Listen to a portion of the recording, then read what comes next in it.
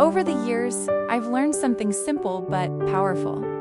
There is no such thing as absolute. In business and in life, success is never guaranteed.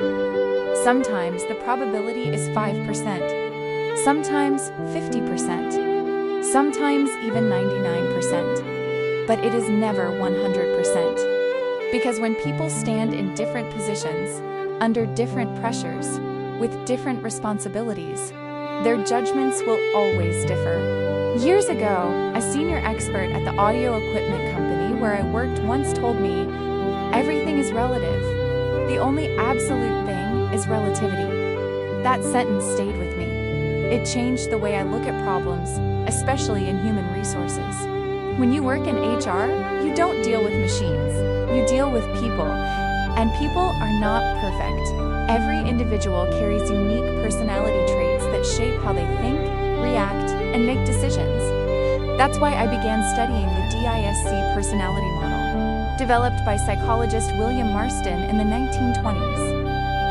DISC categorizes personality into 4 main types: dominance D, decisive, competitive, action-oriented; influence I, outgoing, persuasive, relationship-driven; steadiness, patient, supportive, relationship-focused; conscientiousness, C, analytical, detail-oriented, systematic.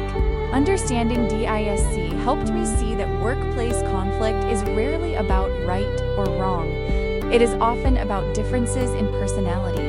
In daily operations, DISC helps improve communication, increase productivity, strengthen leadership, and build balanced teams where different strengths complement one another.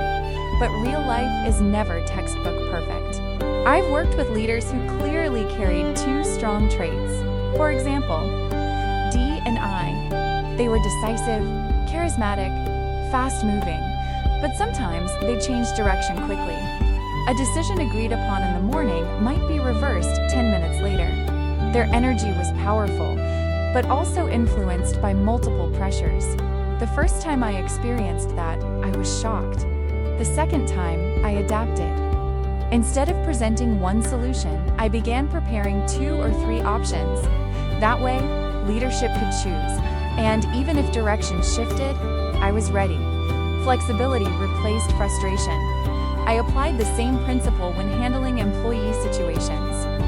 Rather than imposing a single punishment, I often offered structured choices within company policy. For example, if a worker damaged products, they could either compensate based on actual loss or stay after hours to repair the defects. If someone wanted early leave, they could finish work ahead of schedule or arrange proper coverage. When people are given responsible choices within boundaries, they feel respected, not oppressed.